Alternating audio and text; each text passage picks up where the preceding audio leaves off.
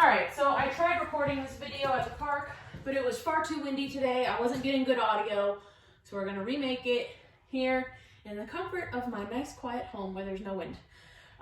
So first things first, before we start talking about the cones, one mistake that a lot of handlers tend to make, which is pretty normal, is they tend to just throw the leash on their dog, start walking with it, and then wonder why they're pulling, try to fix it from there.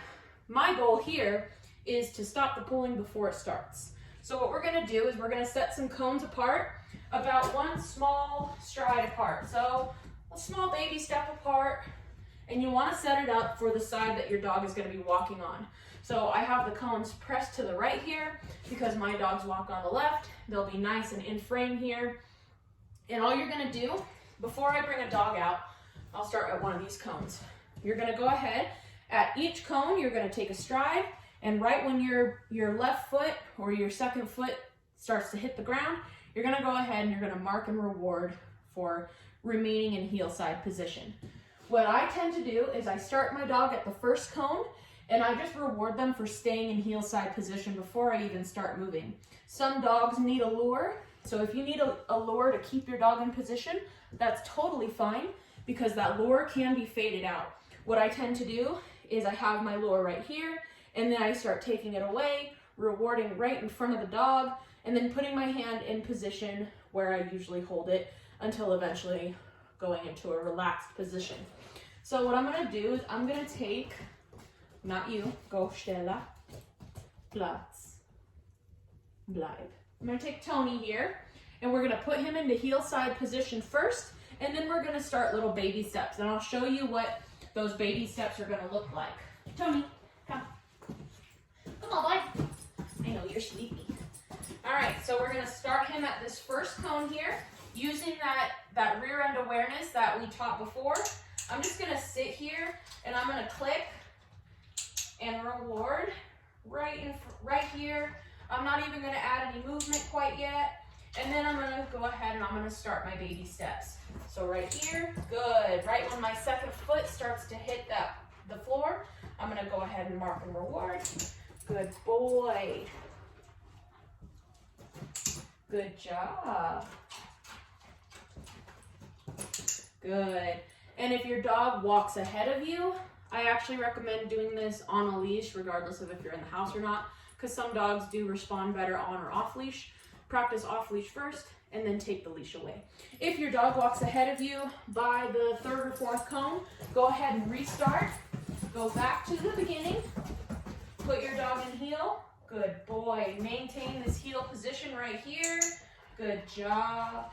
And then you're gonna go ahead, you're gonna take your baby steps forward. Make sure that you are rewarding at each cone. I'm skipping cones because my dogs don't really need it. But I'll show you what that luring is gonna look like when you want to fade it out. So see, I'm rewarding him right here. I'm taking it away. Good job, good job. Then I'm gonna bring it up here because he's so tall. Good job, good job. So this lure isn't permanent. Some trainers don't like the use of lures. It can be helpful. Some trainers call it a treat magnet. It's a lure, it's all the same thing regardless of what you call it. It's the same concept. So we're eventually gonna take away that lure because notice how that nice focus, that nice eye contact is coming back to me. And then once your dog improves at one cone, one small pace, you're gonna go ahead and you're gonna take away middle cones to where it's two paces. Heel. So same thing, you're gonna put your dog in heel position, keep him there. Good boy. Reward him for staying in heel. 1, 2, good job. 1, 2, good boy. 1, 2, good job. And 1, 2, good boy. And you can repeat the same thing going the opposite direction. Good boy. 1, 2, good job. 1, 2, good boy. And what we're doing is we're rewarding our dogs for staying in heel rather than punishing for going out of heel. Now that's not saying that aversive tools aren't necessary, because of course we support the use of all properly used aversive tools, but this is to help kind of set up a solid foundation so that you rely on the tools a little bit less and your dog kind of already knows the behavior that you're expecting from them. So now we're taking away more middle cones. Good boy, good job. And remember to talk to your dog.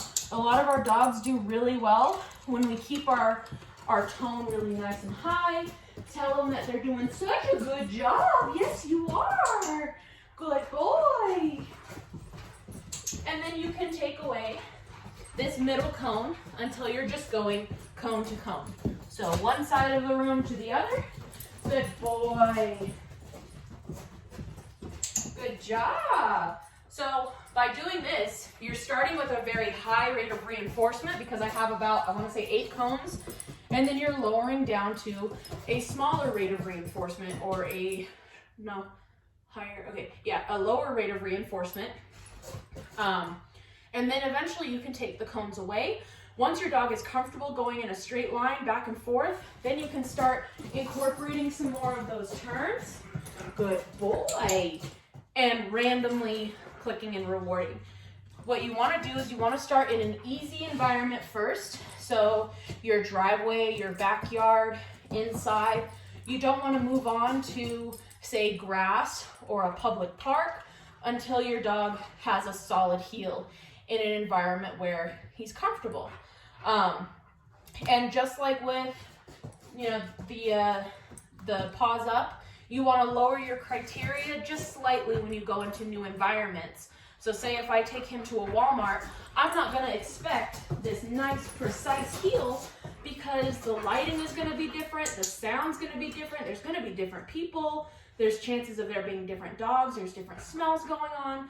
So I'm going to lower my criteria just a little bit to just asking for a nice, decent heel. It's not going to look this precise in Walmart for a while, but that's because I lowered my criteria and then I'll start increasing it. So basically just give your dog a little bit of leeway, give them a little bit of room for error because they are dogs at the end of the day. And, errors are totally fine. Errors tell you where you can improve. They tell you where your dog can improve. And, overall errors make a good trainer. I wouldn't be in the position I'm in if I didn't look at my errors, accept my errors, and move on from there. The thing about being a good trainer and a good handler is being humble and allowing yourself to make mistakes because mistakes make good trainers in the long run. All right, hopefully that works out.